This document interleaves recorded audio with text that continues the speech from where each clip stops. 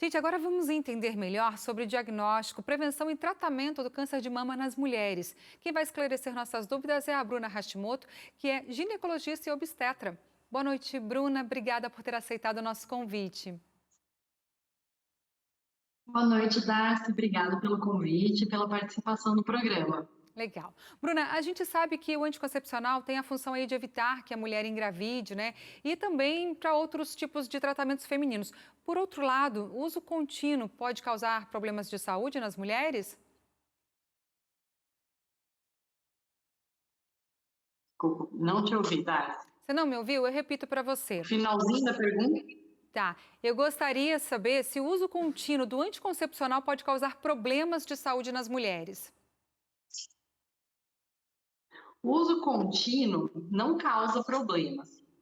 Não existe nenhuma correlação comprovada do anticoncepcional com o câncer de mama, tá bom? Ele não vai causar o câncer de mama. Então, a mulher pode sim tomar o anticoncepcional, seja para prevenção, né, para contracepção ou para o tratamento que ela tiver fazendo uso, que essa correlação ela não é comprovada.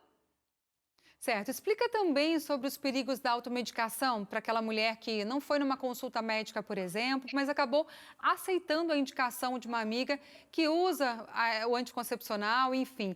Qual o risco desse comportamento?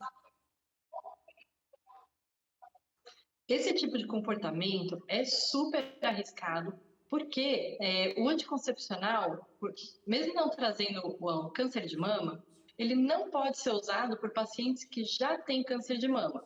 Muitas vezes a paciente, por não ter passado em consulta médica, ela não sabe que está com câncer. Existem outras coisas que o anticoncepcional pode trazer. Por exemplo, ele aumenta o risco de trombose em pacientes que têm risco já aumentado para trombose, tá bom? Ele pode causar a trombose nessas pacientes, principalmente se elas têm situações familiares, aumento de peso, se elas são tabagistas. Então, tudo isso tem que ser avaliado pelo médico. Não dá para tomar a medicação sem avaliação médica. Isso por qualquer via, seja o anticoncepcional oral, ou seja aquele que é o injetável, enfim, o subcutâneo. Qualquer um deles pode trazer os mesmos riscos. Ele só muda a via de absorção. Mas, por ser um hormônio, qualquer um deles pode trazer os mesmos riscos. Certo. E sobre o câncer de mama especificamente, é verdade que o uso descontrolado desses medicamentos pode influenciar o surgimento assim do câncer nas mulheres? Você comentou que não, né? Muito se fala aí sobre o uso de desodorante antitranspirante, por exemplo, por conta das substâncias químicas. O que tem de mito e qual a realidade da causa dessa doença? Eu queria poder te dizer exatamente a causa dessa doença, né? A gente não tem a certeza do que causa o câncer de mama. A gente sabe que o uso de desodorante não existe nenhum estudo que comprove a correlação dele com o câncer de mama.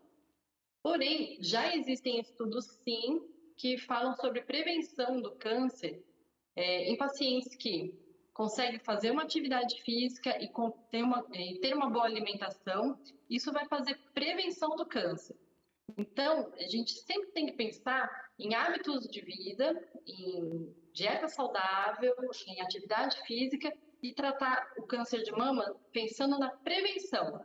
E não só em uma ou outra coisa específica que eu não vou usar para não ter aquele problema de saúde.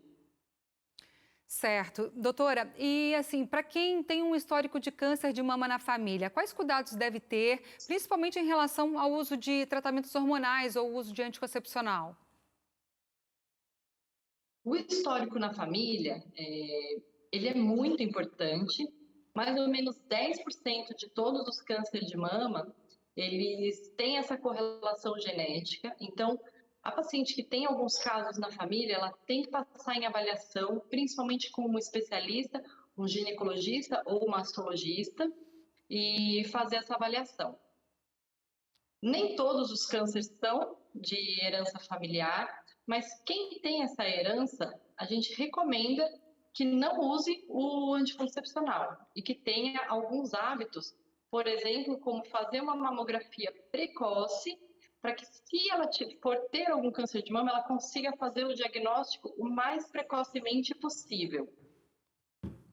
Tá certo, doutora. Muito obrigada pelos esclarecimentos. É sempre bom a gente ter essa conscientização, né? Muito obrigada. Um abraço para você.